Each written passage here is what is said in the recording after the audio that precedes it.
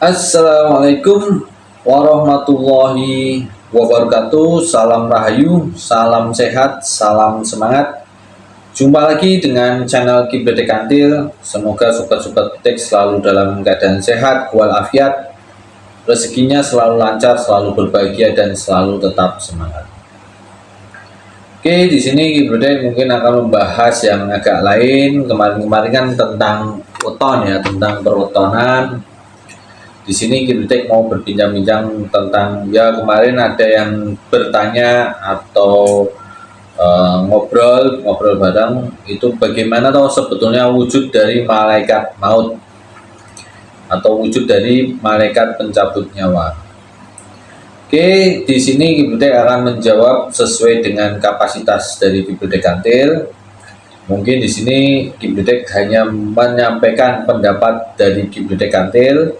Jadi pendapat Kibledek Kantil tidak harus sama dengan pendapat kalian, karena setiap manusia itu memiliki pengalaman, memiliki pemahaman itu berbeda-beda. Jadi kalau ada perbedaan pendapat itu wajar, karena setiap manusia hanya memiliki ilmu yang sedikit ya. Karena yang maha memiliki ilmu adalah Sang Pencipta itu sendiri. Oke, menurut pemahaman yang Kibledek dapat, pemahaman atau pengertian yang Kibledek tahu ya, yang Kibledek miliki, di sini berdasarkan referensi buku, referensi apa yang ada di catatan, dan berdasarkan pengalaman yang Kibledek alami.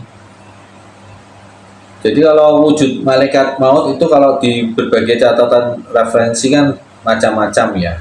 Jadi kalau ada yang menyebutkan malaikat maut itu tinggi, besar, mungkin ada yang menjulang dari langit sampai bumi, ada yang berbentuk hitam, besar, menakutkan, ada pula yang berbentuk wajah yang tampan, wajah yang cantik, jadi macam-macam. Wajah tampan itu berarti yang datang itu wujudnya sebagai laki-laki. Kalau wajah cantik berarti itu wujudnya sebagai perempuan. Ada yang berwujud menakutkan, menyeramkan, dan sebagainya. Oke, sebelum Kibledek simpulkan, nanti Kibledek simpulkan di akhir ya. Kibledek akan sebutkan beberapa pengalaman atau referensi dulu. Jadi nanti pengalaman Kibledek, tapi di sini referensi dulu. Kalau di referensi buku-buku atau referensi catatan-catatan itu salah satunya tadi ada yang berbentuk besar, badannya besar, tinggi, hitam, ada yang laki-laki, ada yang perempuan, ada yang ganteng, tampan, ada yang cantik, terus ada pula yang menakutkan dan sebagainya. Itu yang ada di referensi buku-buku atau catatan-catatan. Ada juga kalau yang di film-film itu ada yang membawa sabit, berjubah hitam, dan sebagainya. Itu perwujudan malaikat maut ataupun pencabut nyawa dari berbagai macam catatan yang ada atau yang sudah pernah difilmkan dan sebagainya. Film itu kan juga berdasarkan catatan ya. Mereka berimajinasi sesuai dengan apa yang mereka yakini. Oke, kalau menurut pengalaman Kibledek Kantil itu ada beberapa pengalaman. Pengalaman yang pertama dulu pengalaman dari kata teman Kibledek. Jadi nanti kalau pengalaman yang Kibledek alami nanti yang terakhir ya. Ini pengalaman Kibledek kata dari orang yang melihat atau mengalami. Orang yang melihat atau mengalami itu ada beberapa referensi. Jadi di saat orang itu akan meninggal, itu yang ada beberapa teman yang bercerita, orang itu yang mau meninggal, cuman orang tersebut tadinya itu kerjaannya itu jagal anjing atau membunuh anjing untuk makanan ya, untuk dimakan. Itu saat dia meninggal, dia berperilaku seperti anjing. Jadi suaranya juga mulai agak seperti anjing, agak menggonggong, terus agak apa namanya, kalau anjing seperti disembelih semacam itu ya, jadi kayak mengirik apa-apa gitulah. Itu ada yang semacam itu dilihat dari perilakunya, karena dia memang hariannya atau seringnya atau perilaku hariannya adalah sebagai pelaku jagal. Entah bagaimana, ini nanti sebagai bahan kesimpulan lagi ya. Lalu yang berikutnya ada yang kerabat bercerita, kerabat Ki Bledek bercerita. Jadi sebelum meninggal dia sudah tahu dia orang tersebut atau kerabat tersebut itu sudah tahu akan meninggal. Dia mengatakan bahwa aku mau pulang. Padahal dia berada di rumahnya ya. Aku mau pulang. Pulang kemana? Aku mau pulang ke rumahku. Aku sudah dijemput. Itu biasanya orang-orang sepuh-sepuh ya, yang sepuh-sepuh mungkin dia punya kepekaan, itu akan berkata begitu. Jadi dia akan pulang karena sudah dijemput. Itu adalah beberapa contoh dari pengalaman teman atau sobat Bledek yang diceritakan kepada Ki Bledek. Lalu pengalaman Ki Bledek sendiri di saat Ki Bledek menjaga sobat Bledek, bukan sobat Bledek, di saat Ki Bledek menjaga rekan Ki Bledek Kantil, di situ dia itu jadi posisinya dia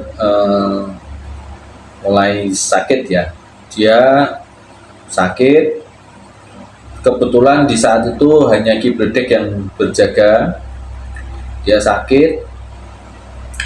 Lalu dia menyuruh Ki Bledek minggir. Jadi di sebelah kanan dia itu kan ada kursi. Tadinya Ki Bledek duduk di kursi tersebut untuk menjaga dia, menungguin lah ya. Kan dia ada di keranjang, di ranjang ya, di kasur. Sebelah kasur sebelah kanan itu ada kursi lah. Tadinya Ki Bledek duduk di kursi tersebut. Lalu rekan Ki Bledek itu menyuruh Ki Bledek untuk minggir, untuk berdiri minggir ke sebelah kiri. Jadi sebelah kiri dari ranjang. Lalu Ki Bledek tanya, kenapa aku harus minggir? Rekan Ki Bledek menjawab, karena suami dari rekan Ki Bledek tersebut itu sudah datang. Kalian tahu sendiri yang datang itu Ki Bledek tidak melihat, karena sebetulnya yang datang itu adalah malaikat maut atau malaikat pencabut nyawa. Jadi suami dari rekan Ki Bledek itu sudah datang, ya langsung disuruh duduk. Ki Bledek minggir toh. Ki Bledek tanya, waktu itu Ki Bledek pakai baju hijau. Karena Ki Bledek penasaran, Ki Bledek tanya, pakai baju apa suaminya? Dia menjawab pakai baju biru. Oh, berarti bukan Ki Bledek. Ki Bledek bajunya hijau. Ki Bledek minggir.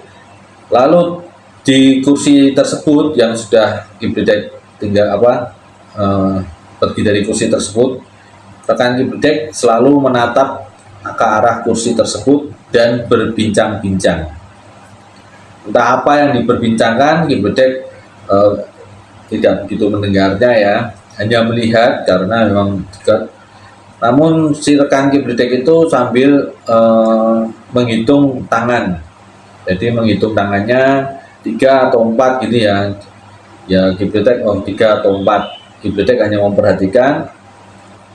Lalu setelah selesai, semuanya selesai, pembicaraan mereka itu selesai, Ki Bledek suruh duduk lagi, suruh kembali ke tempat duduk lagi. Terus Ki Bledek tanya, sudah? Iya, sudah pergi. Kalian di sini bisa menyimpulkan itu adalah malaikat maut yang akan menjemput rekan Ki Bledek Kantil. Lalu Ki Bledek Kantil, jadi malaikat maut itu akan menjemput tidak langsung saat itu juga, bisa langsung saat itu juga, atau memberi tanda-tanda, atau memberi pesan ya. Jadi malaikat maut itu, jadi setelah 3 atau 4 hari kan kemarin tadi rekan Ki Bledek itu tiga, ya mungkin 4 ya, 3 atau 4 hari dari hari tersebut rekan Kibledek meninggal dengan semacam seperti tidur ya. Kibledek saat itu memang masih menungguin, jadi tidak ada apa namanya, cerita-cerita dari orang-orang yang sakaratul maut dan sebagainya, tidak semacam begitu. Jadi meninggalnya itu seperti orang tidur, jadi diem terus merem aja, udah langsung, udah nggak ada ya langsung tidur aja, sudah langsung meninggal. Itu memang kejadian, beberapa kejadian yang Kibledek lihat, yang Kibledek alami itu. Kalau ada yang datang itu biasanya nanti meninggalnya dia apa ya, nyaman itu ya, nyaman, jadi seperti semacam orang tidur saja. Oke, dari pengalaman Kibledek Kantil, dari referensi dari orang-orang, terus dari referensi dari catatan-catatan yang ada, catatan sejarah yang ada, sebetulnya malaikat maut itu wujudnya atau wajahnya bagaimana, itu di sini sekali lagi ini adalah kesimpulan dan pandangan dari Kibledek Kantil. Kalian mau berbeda pendapat monggo, sama dengan pendapat Kibledek Kantil ya monggo, di sini tidak masalah, karena sebetulnya kebenaran yang sejati itu tidak ada yang tahu. Manusia itu tidak ada kebenaran yang sejati. Kebenaran sejati itu milik Allah Subhanahu wa taala, milik Sang Pencipta ya. Oke, malaikat maut itu sebetulnya akan merubah wujud di saat dia akan mengambil nyawa seseorang, itu akan merubah wujud dengan sesuatu yang dia kenal, dengan sesuatu yang menjadi kebiasaannya dia. Jadi semacam rekan Kibledek Kantil itu dia memang dijemput oleh mendiang suaminya. Dia mendiang suaminya datang dulu mau menjemput, memberitahukan dia akan dijemput kapan. Ada juga yang orang yang ya tetap dia orang yang dia kenal ya, orang yang dia sayang mungkin ya, mungkin ibunya, mungkin bapaknya yang akan menjemput dalam wujud jadi malaikat maut itu mewujudkan diri dalam wajah orang tuanya atau ibunya dan sebagainya. Ada pula kalau kebiasaannya buruk, semacam yang tadi salah satu yang referensi Kibledek Kantil, dia senangnya jagal anjing atau membunuh anjing untuk dimakan dan sebagainya.